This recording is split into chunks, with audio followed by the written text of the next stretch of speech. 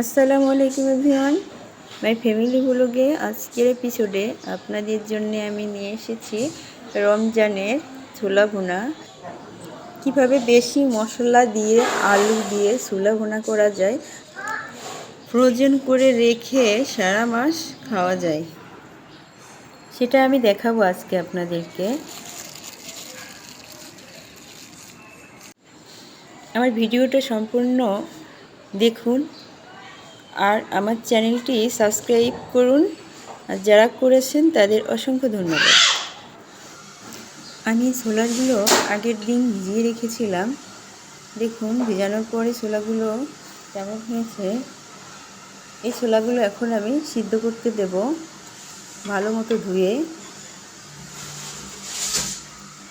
আসলে আমরা যারা রোজা রাখি, যারা চাকরিজীবী, তাদের জন্য ইফতারি বানানোটা অনেক কঠিন হয়ে যায়। যদি আমরা আগে কিছু করে রাখি তাহলে আমাদের জন্য সহজ হয়। ধুয়ে এটাকে আমি সিদ্ধ করতে দেব। আধা ঘন্টায় আমার ছোলা সিদ্ধ হয়ে যাবে। দেখুন আমার ছোলাগুলো সিদ্ধ হয়ে গেছে। আমি এটা লবণ দিয়ে সিদ্ধ করেছি। ছোলা আর আলু আমি একসাথে সিদ্ধ করেছিলাম, এই জন্যে আমার ছোলা আলু দুটাই একসাথে সিদ্ধ হয়ে গেছে। আমার 1 কেজি ছোলার সাথে আমি বড় একটা আলু দিয়েছি আর একটা আলুর অর্ধেক দিয়েছি। আমি এখন চুলায় চলে আসছি। আমি একটা কড়াইয়ে পরিমাণ মতো তেল নিয়ে নিয়েছি আর একটা তেজপাতা দিয়ে দিলাম তেলে, আর চারটা এলাচ আর দারচিনি পরিমাণ মতো একটা দারচিনি দিলাম। এখন আমি এর ভিতরে পেঁয়াজ কুচি দিয়ে দিব। পেঁয়াজ কুচিটা যতক্ষণ পর্যন্ত লাল না হয়, বেরেস্তা করব, ততক্ষণ পর্যন্ত আমি পেঁয়াজটা নাড়তে থাকবো। আর পেঁয়াজ কুচির ভিতরে আমি 1 চা চামচ লবণ দিয়ে দিব। পেঁয়াজ কুচিটা নাড়তে থাকবো যতক্ষণ না লাল হয়। দেখুন পেঁয়াজ কুচিটা নেড়ে লাল করে তারপরে আমি এর ভিতরে বাকি মশলাগুলো দিয়ে দিব সুন্দর করে। তাহলে মশলা যত বেশি দেওয়া যায় ততই সব কিছুর স্বাদটাও বেশি বাড়ে। শুধু মশলাটা বেশি দিলেই হবে না, পরিমাণ মতো দিতে হবে। যদি পরিমাণ মতো না দিয়ে মশলা শুধু দিতেই থাকেন তাহলে কি আর হবে। এখন আমি লবণটা দিয়ে দিলাম। আমার পেঁয়াজ ভাজাটা দেখুন হয়ে গেছে, লাল হয়ে গেছে একদম। এখন আমি মশলা এক এক করে সব দিয়ে দিব। এখানে আমি 1 চা চামচ আদা বাটা, 2 চা চামচ রসুন বাটা আর 2 চা চামচ পেঁয়াজ বাটা দিয়ে দিলাম। এখন আমি নাড়তে থাকবো। ভাজা হওয়ার আগ পর্যন্ত আমি শুকনো মশলাগুলো এখানে অ্যাড করব না। এই মশলাগুলো আমি ভালো মতো ভেজে নেব তেলে, তারপরে আমি শুকনো মশলাগুলো এর ভিতরে দিয়ে দিব। আমার মশলাগুলো এখন ভাজা হয়ে গেছে। এখন আমি শুকনো মশলাগুলো এর ভিতরে অ্যাড করে দিব। এখন আমি এখানে রেখেছি 1 চা চামচ হলুদের গুঁড়া আর শুকনো মরিচের গুঁড়া 1 চা চামচ। আপনাদের যদি বেশি ঝাল লাগে তাহলে আপনি বেশি করে দিয়ে নেবেন। আমি 1 চা চামচ দিয়েছি। আর ধনিয়ার গুঁড়া 1 চা চামচ আর জিরার গুঁড়া 1 চা চামচ দিয়েছি আমি।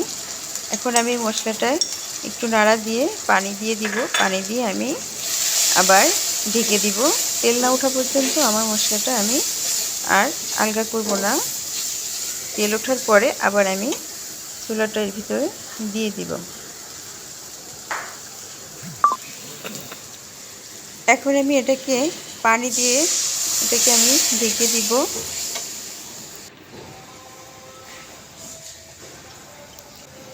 ঢাকনা দিয়ে ঢেকে দিলাম।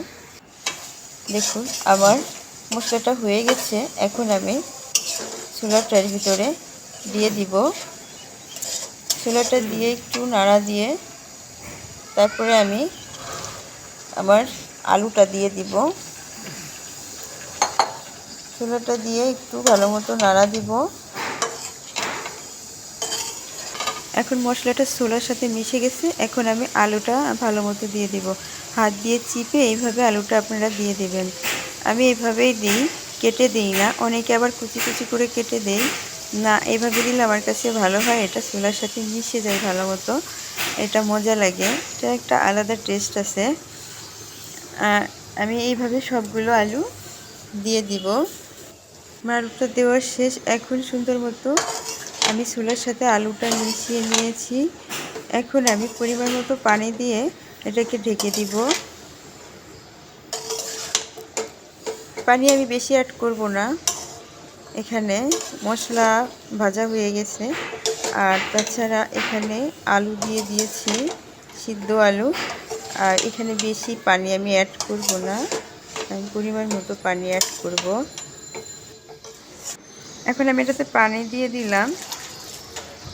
এখন ঢাকনা দিয়ে ঢেকে রাখবো যতক্ষণ পর্যন্ত আমার চুলার পানি না শুকায়, ততক্ষণ আমি আর ঢাকনা খুলব না।